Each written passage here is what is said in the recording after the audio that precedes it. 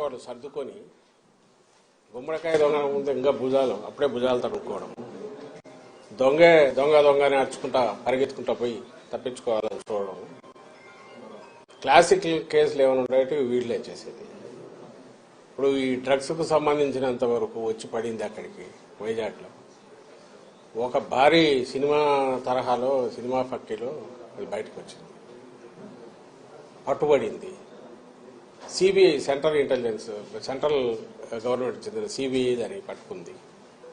ఓ పక్క అది జరుగుతుంటే అసలు వీళ్ళు పెట్టి వాళ్ళు చేస్తున్న ఆరోపణలు పైత్యం ఎక్కడికి పోతుందంటే, సరే సోషల్ మీడియాలో ఎవడో కింద లేయర్లలో ఉండేవాళ్ళు ఏదో చేస్తే ఉంటే పార్టీ అధ్యక్షుడు, ఆ పార్టీ వాళ్ళు పెట్టిన జాతీయ ప్రధాన కార్యదర్శి అతని కొడుకు లోకేష్ వాళ్ళు కూడా ట్వీట్లు పెట్టడం.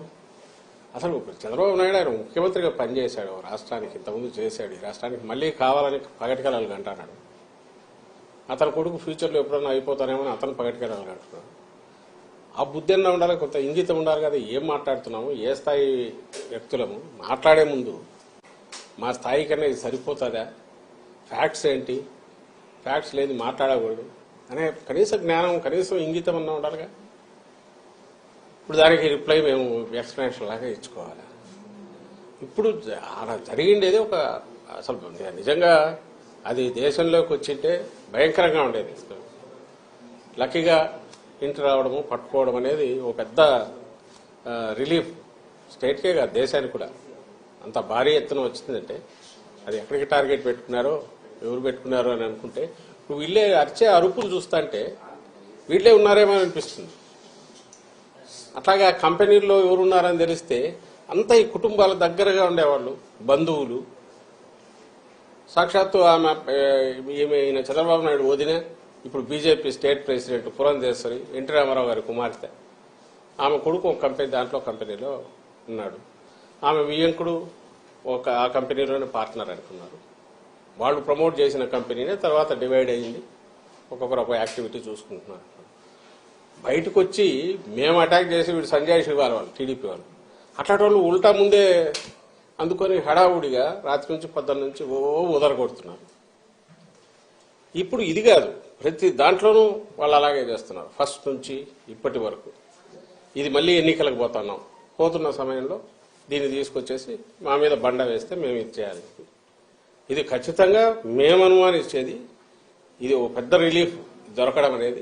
అదే గన ఊహించలేకపోతున్నాం, అది గన తప్పించుకొని బయటకు వచ్చింటే ఇది ఖచ్చితంగా టీడీపీకి సంబంధించిన నాయకుల రోల్ ఉందని గట్టిగా అనుమానిస్తున్నాం. మామూలుగా అయితే రిలీఫ్ ఫీల్ అయ్యేవాళ్ళం, అయితే వాళ్ళ ఉలికిపాటు చూస్తుంటే, వాళ్ళు దాన్ని తెచ్చి మా మీద వేయాలని చూస్తుంటే, ప్రభుత్వం మీద వేయాలని చూస్తుంటే, వైఎస్ఆర్ కాంగ్రెస్ పార్టీ మీద నింద వేయాలని చూస్తుంటే ఇప్పుడు అనిపిస్తుంది వీళ్ళు తప్పించుకోవడానికే మా మీద నింద వేస్తున్నారని. దీని వెనక ఖచ్చితంగా చంద్రబాబు నాయుడు, ఆయన కొడుకు, ఆయన వదిన పురంధేశ్వరి, వాళ్లకు సంబంధించిన వాళ్ళు, ఆ గ్యాంగ్ ఎవరో ఉన్నారనేది గట్టిగా అనుమానిస్తున్నాం. ఆ మేరకు కన్సర్న్డ్ ఏజెన్సీస్ కూడా మేము పిటిషన్లు పెడుతున్నాం. ఐ థింక్ సిబిఐ యాంగిల్లో కూడా చూడాలని మేము భావిస్తున్నాం. సార్ అంటే ఈ రోజు డ్రగ్ కేసు టెస్ట్ కేసు చూస్తా ఉంటే టీడీపీ వాళ్ళతో లింక్ అప్ అయిన ఫోటోలన్నీ కూడా బయటకు వచ్చినాయి. మొన్నేమో పవన్ కళ్యాణ్ ఆంధ్రప్రదేశ్ ని డ్రగ్ క్యాపిటల్ గా మార్చేసిన ఆయన వీళ్ళు గ్రౌండ్ ప్రిపేర్ చేసుకుంటున్నారు. మీరు గమనిస్తే డ్రగ్ రిలేటెడ్ గంజాయి మన స్టేట్ లో అంటే గంజాయి మెయిన్, దాని మీదనే ఉండేవాళ్ళు. ఇంతకుముందు టోకెన్ గా ఎప్పుడన్నా జరిగేవి, నామకా వస్తే దాడులు జరుగుతుండేవి, తగలబెట్టేవాళ్ళు. మీరు గమనిస్తే ఉమ్మడి స్టేట్ లో అట్లాగే ఉండేది. అలా ఇంకా టీడీపీ హయాంలో అయితే అది మామూలు మన పంట మాదిరి పండించినారు. అప్పట్లో టీడీపీ నాయకులే ఒకరి మీద ఒకరు అలిగేషన్స్ కూడా చేసుకున్నారు. ఉత్తరాంధ్రలో వాళ్ళ కన్సర్న్లోనే జరుగుతుంది. 100 కోట్లు సంపాదిస్తున్నారు, 1000 కోట్లు సంపాదిస్తున్నారని చూస్తున్నట్టు చంద్రబాబు నాయుడు కూడా వదిలేస్తున్నారు. ఈ మా గవర్నమెంట్ వచ్చాక, జగన్మోహన్ రెడ్డి గారి గవర్నమెంట్ వచ్చాకనే నాట్ ఓన్లీ ఆ సాగును ధ్వంసం చేయడమే కాకుండా ప్రత్యామ్నాయ జీవనోపాధి కూడా కల్పించి అట్రాక్టివ్, ఆకర్షణీయమైంది. ఎందుకంటే దాంట్లో వచ్చే తక్కువ కష్టానికి ఎక్కువ ఫలితం వస్తుంది కాబట్టి దానికే అలవాటు పడి ఇంకా వేరే వైపు చూడని అటు ఆ ప్రాంతం ప్రజలందరికీ కూడా, అదిలో సరిహద్దు ప్రాంతంలో ఉండే వాళ్ళందరికీ ప్రత్యామ్నాయ పంటలు చూపించింది మా ప్రభుత్వం. దానికోసం సెంట్రల్ గవర్నమెంట్ కూడా, హోమ్ డిపార్ట్మెంట్ కూడా ప్రైజ్ చేసింది. ఏపీ నెంబర్ 1 నిలబడింది. ఏది ఈ ఆపరేషన్ పరివర్తనని, ఆపరేషన్ నవోదయం అని. ఎవరైతే ఈ సాగు మీద డిపెండ్ అయిన ప్రజలు కానీ బార్డర్ వీళ్ళు కానీ దానికి అలవాటు పడిన వాళ్ళను దాని నుంచి మళ్లించడంలో ఏపీ నెంబర్ 1 అనేది నిలబడింది. దానికోసం ఎస్సీబీ అదే పని మీద ఉంది. ఎస్సీబీ పెట్టిన తర్వాత 11,000 12,000 ఎకరాల్లో సాగును ధ్వంసం చేశారు. అంతటితో మళ్లీ వాళ్ళు దాని వైపు పోకుండా different crops, alternative crops, remunerative crops ను అక్కడ ప్రమోట్ చేసి వాళ్లకు జీవనోపాధి కల్పించి అది కన్సిస్టెంట్ గా నడుస్తుంది. ఉక్కుపాదం అంటే రియల్ సెన్స్ లో మోపడమే కాకుండా ఆ ప్రజలు మళ్లీ సర్వైవ్ అయి బాగా ఎదగడానికి అవసరమైన ఏర్పాట్లు కూడా చేసింది ఈ ప్రభుత్వం. అలాగే ఈ కంపెనీ ఏది చెప్తున్నారో ఆ కంపెనీ తప్పుడు పనులు చేస్తే యాక్షన్ తీసుకుంది ఈ ప్రభుత్వం, మా జగన్మోహన్ రెడ్డి గారి ప్రభుత్వం, వైఎస్ఆర్సీపీ ప్రభుత్వం. ఇప్పుడు ఇంపోర్ట్ చేసుకున్నారు, డ్రగ్ ఇంపోర్ట్ చేసుకున్నారు, డ్రగ్స్ దొరికి ఆయన కంటైనర్కి సంబంధించిన కంపెనీ.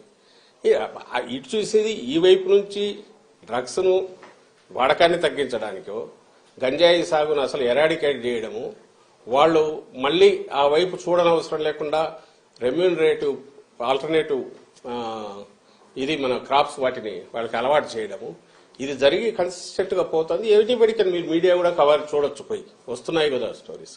బార్డర్ లో కట్టుదిట్టం చేశారు, స్పెషల్ ఏజెన్సీని పెడితే దాన్ని నువ్వు ఎలాగూ ప్రైజ్ చేయలేవు, నీ వల్ల కాలే. 14-19 మధ్య నువ్వు దాన్ని అసలు గంజాయి సాగు 3 పూలు 6 కాయలుగా నువ్వు నువ్వు చేసావు, చంద్రబాబు నాయుడు చేశాడు. ఈ రోజు దాన్ని ఎరాడికేట్ చేసిన మా మీద నేను ఇంతకుముందు అన్నట్టు దొంగ అన్నట్టు మా మీద నిందలు వేసే ప్రయత్నం చేస్తున్నారు.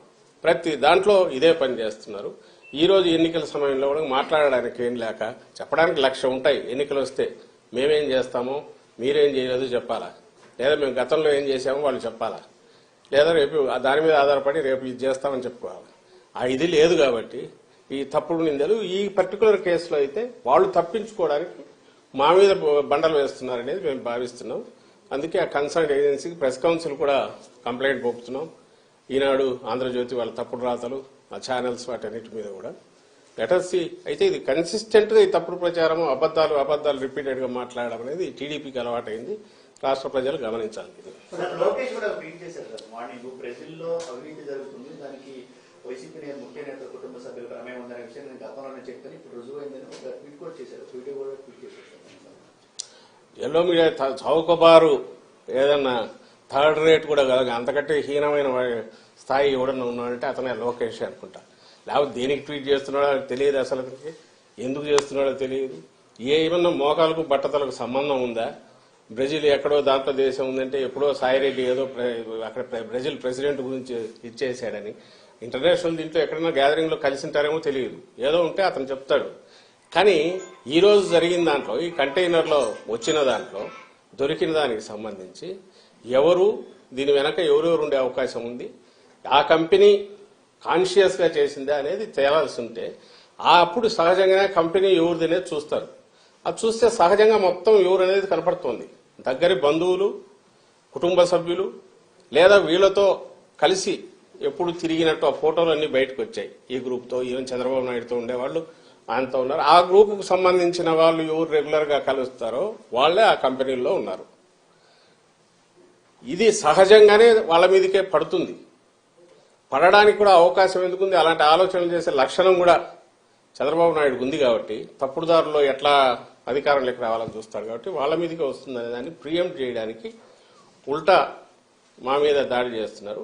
లోకేష్ చేసిన, చంద్రబాబు నాయుడు చేసిన అదే ఉద్దేశంతో చేస్తున్నారు. ఆ స్థాయి నిజంగా ఆ స్థాయికి రావాలనుకున్న వాళ్ళు చేయకూడని పని చేస్తున్నారు. వాళ్ళు అంటే వాళ్ళకి ఈ జన్మలో ఈ రాష్ట్రంలో ప్రజల అవకాశం ఇవ్వలేదని తెలిసిన తర్వాత వచ్చే డెస్పరేషన్ లోనే ఇలాంటి కామెంట్స్ చేస్తున్నారని మేము అనుకుంటాం. సార్ అంటే వైసీపీ ఓడిపోతున్నాం అని అర్థమైంది, అందుకనే ఆఖరి నిమిషంలో ఈ చీకటి మాఫియాలు రెచ్చిపోతున్నాయి లోకేష్ అంటున్నారు. ఏం చెప్పాలి, మేమేమో పాజిటివ్ అజెండాతో పోతున్నాం. జగన్మోహన్ రెడ్డి గారు ఇలాంటి పొద్దుబోని మాటలు కానీ, లేకుంటే ఉబుస్పోక మాటలు కానీ, లేకుంటే ఫ్యాక్ట్స్ చేతిలో లేకుండా నోటికొచ్చిన మాట కానీ ఎప్పుడన్నా చేశారా? రాష్ట్ర ప్రజలు ఇది చూస్తున్నారు, అది చూస్తున్నారు, మీ మీడియా కూడా చూస్తోందిగా, ఇది చూస్తున్నారు. ఒక పార్టీ అధ్యక్షుడిగా, ముఖ్యమంత్రిగా జగన్మోహన్ రెడ్డి గారు ఇంతకుముందు ప్రతిపక్ష నేతగా అయినా సరే పార్టీ పెట్టినప్పటి నుంచి ఇలాంటి అడ్డగోలు కామెంట్స్ చేయడము, ఈవెన్ ఆయన ఏ పత్రిక అయితే పెట్టారో సాక్షి, దాంట్లో అడ్డగోలు ఊరక రాయడము ఊసిపోక ఆధారం లేకుండా ఎప్పుడన్నా జరిగిందా? ఆయన ఎప్పుడు కామెంట్ చేయట్లేదు, ఫ్యాక్ట్స్ ఉంటే దాని మీదే మాట్లాడుతున్నారు. ఇప్పటికే అదే చేస్తున్నారు. వీళ్ళు ఎప్పుడూ కూడా తండ్రి కొడుకులు వాళ్ళ టీం కింద ఎవడో కార్యకర్తలు కాదు, వీళ్ళే ముందుండి అబద్ధాలను వండడము, ట్విట్టర్ ప్లాట్ఫామ్ గానో ఇంకో దాంట్లోనో ఇంటర్నెట్లోనో రోజు ఊకదంపుడు, మరుసటి రోజు అది అబద్ధం అని వెళ్ళాక చేతులు దులుపుకొని దాన్ని పట్టించుకోకుండా వాళ్ళం. మీకు 100,000 కనపడతాయి. మొత్తం ప్రచారం కానీ వాళ్ళ రాజకీయ వ్యవహారాలు కానీ వాళ్ళ విధానాలు కానీ అన్నీ ఏంటంటే అబద్ధాలతో వండడం, దాన్నే 10 సార్లు 100 సార్లు చెప్పడం, అదే నిజమని వాళ్ళు నమ్మడం, అదే నిజమని ప్రజలు నమ్మించాలని చూడడం.